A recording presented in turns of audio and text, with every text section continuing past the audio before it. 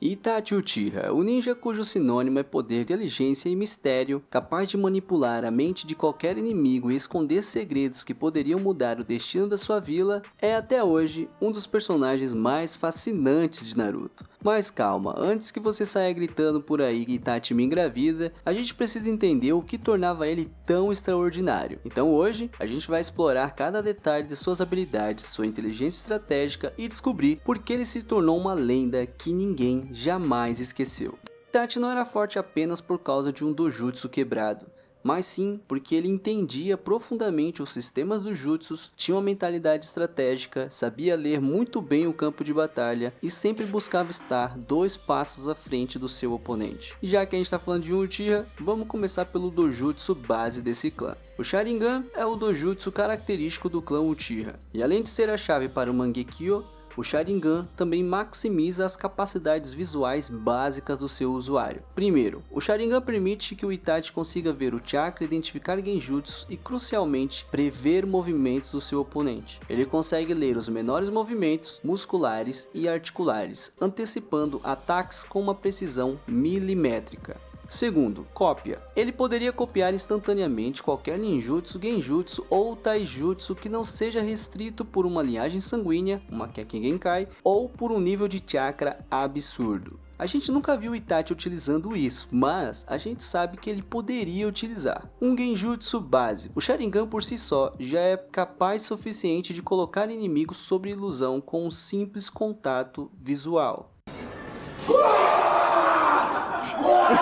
E é aqui que o Itachi se destaca muito mais que qualquer outro ninja. Afinal, o Itachi não só conseguia atacar, como também se defender e se livrar de genjutsus. O cara era simplesmente um expert. Então vamos começar pelos de defesa e contra-ataque. O Genjutsu Gaeshi é uma técnica que você utiliza para se livrar de qualquer outra ilusão básica. Você sobrepõe uma ilusão à outra, buscando romper o efeito do Genjutsu usado inicialmente. A gente vê o Itachi e o Sasuke utilizando o Tsukuyomi e o Genjutsu Sharingan para quebrar o efeito das correntes ilusórias de som da Tayuya. Você pode também se libertar da influência de um Genjutsu através da dor física, como a gente vê a Kurenai mordendo os lábios para se libertar do Contra Genjutsu do Itachi. E já falando em Contra Genjutsu, a gente tem o Magen Kyou Tenshiten, que é basicamente um no reverse dos Genjutsus. Ele reflete o Genjutsu avançado contra o próprio oponente, virando a batalha a seu favor. O Itachi utiliza essa técnica contra a Kurenai quando eles se enfrentam lá no Naruto clássico. A Kurenai tenta aplicar um Genjutsu no Itachi. Ele lê o Genjutsu com o Sharingan, entende como a técnica funciona e devolve ele para a própria Kurenai. Genjutsus de ataque físico, a gente tem Magen Jubakusatsu, que é justamente a técnica que a Kurenai tinha usado no Itachi e ele devolveu para ela, que consiste em aprisionar o inimigo utilizando uma árvore. A gente tem também o Magen Kazegi no Jutsu, que é um genjutsu que utiliza estacas para fazer o alvo sentir uma dor física real e imobilizando instantaneamente. O Itachi utiliza essa técnica contra o Orochimaru, só que a gente já consegue ver que só em genjutsu o Itachi já era muito forte. Esses genjutsus que a gente citou até agora são genjutsus que podem ser aplicados utilizando meramente o Sharingan. Porém, a gente sabe que o Itachi não tem apenas o Sharingan. Ele também tem o Mangekyo Sharingan, e o Mangekyo Sharingan é a fonte das técnicas oculares mais devastadoras do Itachi, começando pelo Tsukuyomi, que é o controle total da mente. O Tsukuyomi transporta sua consciência para um plano mental sob o controle absoluto do Itachi. Dentro dessa técnica, ocorre uma distorção do tempo onde 1 segundo no mundo real equivale a 72 horas de sofrimento dentro do Genjutsu. E o Itachi pode fazer absolutamente qualquer coisa com você. O dano mental é catastrófico. O Itachi usa o Tsukuyomi contra o Kakashi durante a sua primeira aparição dele em Konoha. O Kakashi foi submetido a 72 horas de ludibriagem mental, que equivale a 1 segundo no mundo real, e isso deixou ele de cama por várias semanas devido ao estrago psicológico que o Itachi fez nele. Se o Itachi te pega com um olhar direto durante uma luta, não importa o quão forte você seja, amigão, ou quanto chakra você tenha, tu tá ferrado. Eita, parece que o Itachi lançou o Tsukuyomi em você, e a única forma de você sair é clicando no like e no inscrever-se, então corre, porque você sabe, né? 3 segundos aqui, tu vai de arrasta pra cima. Ele pode te deixar inconsciente, te traumatizar, ou simplesmente destruir a sua mente enquanto você não consegue fazer absolutamente nada.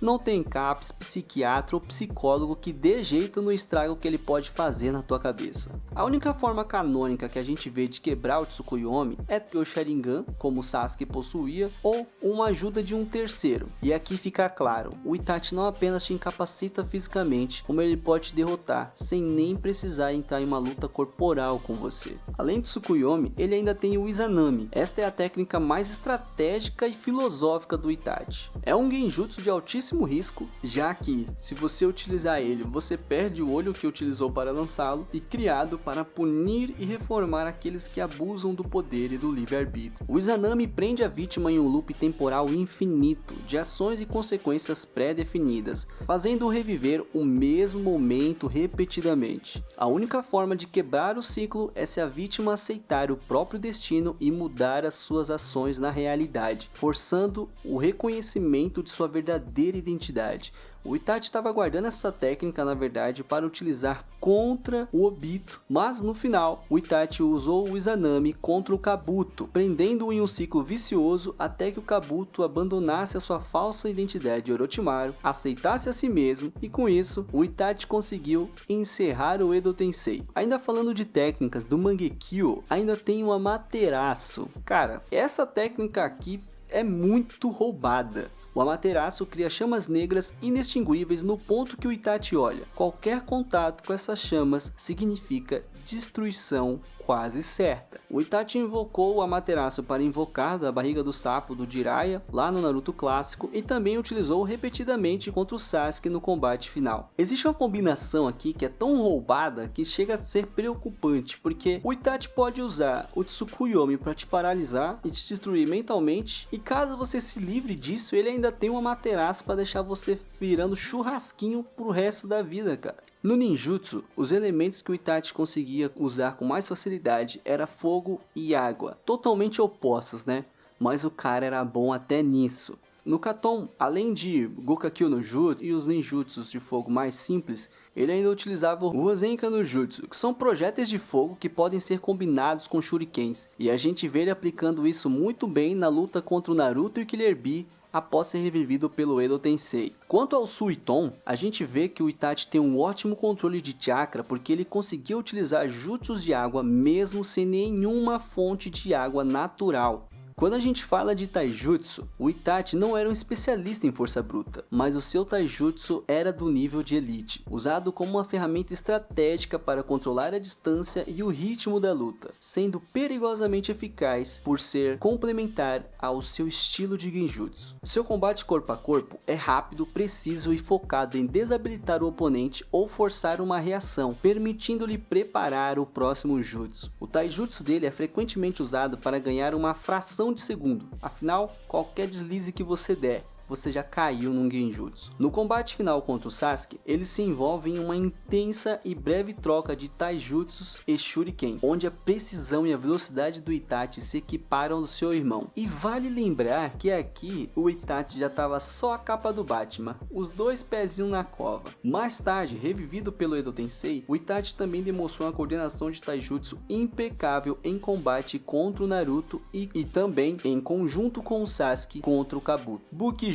O Itachi não era reconhecido por grandes espadas ou armas extravagantes, mas o seu domínio de Bukijutsu, que é o uso de armas ninjas, era fora do comum, focado na precisão e na criação de aberturas. O Shuriken no Jutsu é onde ele realmente brilhava. O Itachi tinha um controle de velocidade incrível no lançamento de shurikens e kunais. As suas armas eram frequentemente usadas para enganar o adversário, agindo como catalisadoras de ilusões ou simplesmente disfarçando a sua verdadeira intenção de ataque. Essa proeficiência garante que Itachi é letal em qualquer distância, tanto usando o taijutsu quanto o bukijutsu para forçar a luta para onde ele tem mais vantagem.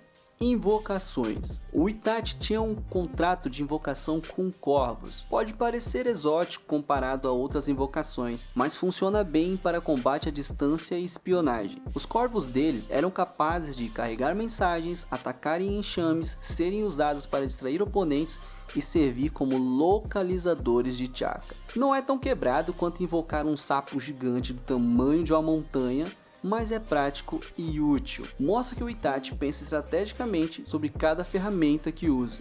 Uma coisa bem interessante dos corvos do Itachi é que ele consegue colocar os seus corvos dentro de qualquer ninja. Ele colocou um corvo dentro do Naruto e durante muito tempo ninguém percebeu, nem mesmo a Kurama. Ou seja, o Itachi poderia colocar um rastreador em qualquer ninja que ninguém perceberia a presença do corvo dentro dessa pessoa. Dessa forma, o Itachi poderia espionar quem ele quisesse, saber onde a pessoa está a qualquer momento e então decidir qual que é o seu próximo movimento.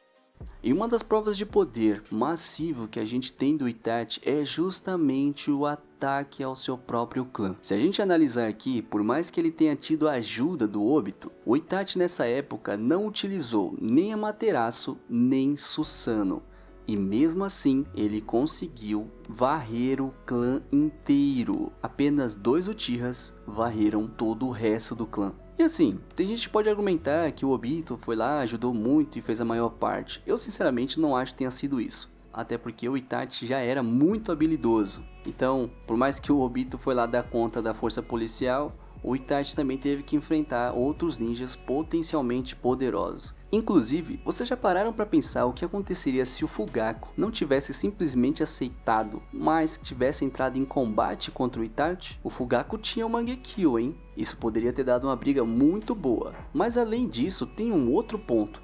Vocês repararam que nesse ataque ao clã Uchiha, nenhum Uchiha despertou o Mangekyo Sharingan? Porque o que a gente sabe é que toda vez que um Uchiha sofre algum trauma, ele libera um novo estágio do seu poder. Então, aqueles que já tinham as 3 Tomoes deveriam ter despertado o Mangekyo. Será que isso aqui foi mais alguma coisa que o nosso amigo Kishimoto comeu com farinha? Por último, mas não menos importante, a gente tem uma das coisas mais roubadas do Itachi, que é o seu Susanoo. O Susanoo do Itachi, por mais que não fosse o perfeito, ainda era uma das coisas mais roubadas dentro da obra, já que ele era o único Susanoo que possuía apetrechos especiais. O Susanoo do Itachi contava com um escudo Yata, que é uma defesa impenetrável, reflete todo tipo de ataque que ele recebe, e também a espada Totsuka, uma espada que sela qualquer coisa que ela cortar para sempre. A obra não explica como ele conseguiu, a gente só sabe que ele tinha. Eu sinceramente fico pensando como é que esse cara esbarrou em 2 itens espirituais lendários e conseguiu adicionar eles ao Susanoo. Imagina se esse cara tivesse alcançado o Susanoo perfeito possuindo esses 2 artefatos. Na luta contra o Sasuke, o Itachi utiliza a espada Totsuka para selar o Orochimaru. Pelo menos é o que a gente achava, né? Mas aquele safado deu um jeito de fugir lá e apareceu ainda, tá vivo. Além dessas coisas, o Susanoo ainda serve como uma armadura de chakra, ou seja, é muito difícil para um inimigo se aproximar do Itachi quando ele ativa o Susanoo, principalmente se ele não tiver um Susanoo para bater de frente. Só que a gente já consegue ter uma ideia do quão poderoso ele é no campo de batalha. Além disso, o Susanoo dele ainda tinha o Yasaka no Magatama, que era uma habilidade de ataque de longo alcance com alta velocidade. Ou seja, tu não pode chegar perto, tu não pode ficar longe. Como é que tu luta contra esse cara? Quando o Itachi utiliza o Susanoo completo com a espada Totsuka e o espelho Yata, é tão roubado que o próprio Zetsu vai dizer que nessa forma o Itachi é basicamente invencível.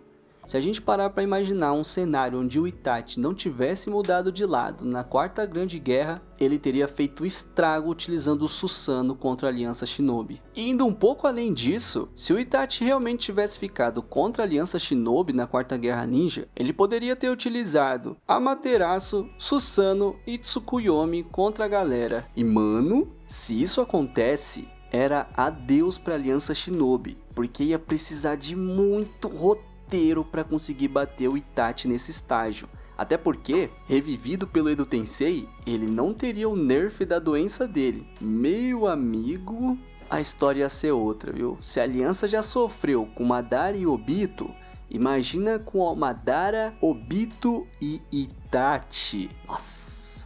Se você quiser um what if de como seria se o Itachi não tivesse mudado de lado, deixa aí nos comentários que se vocês quiserem, eu faço pra vocês. O Itachi com certeza é um dos ninjas mais poderosos e inteligentes que existiram em Naruto. E bem, se tem alguma técnica que eu esqueci, lança aí nos comentários pra gente deixar isso ainda mais completo. E se você gostaria de ver algum outro personagem sendo analisado dessa forma, deixa nos comentários também que eu vou trazer pra vocês. Se você gostou do vídeo, se inscreve no canal, deixa o seu like, hypa esse vídeo se estiver aparecendo para você, porque isso vai me ajudar bastante a continuar trazendo conteúdos. E já aproveita para ver como o Minato criou o estilo mais letal do mundo ninja e a Tsunade arregou contra o Pain. Eu sou o Kamui e a gente se vê na próxima missão.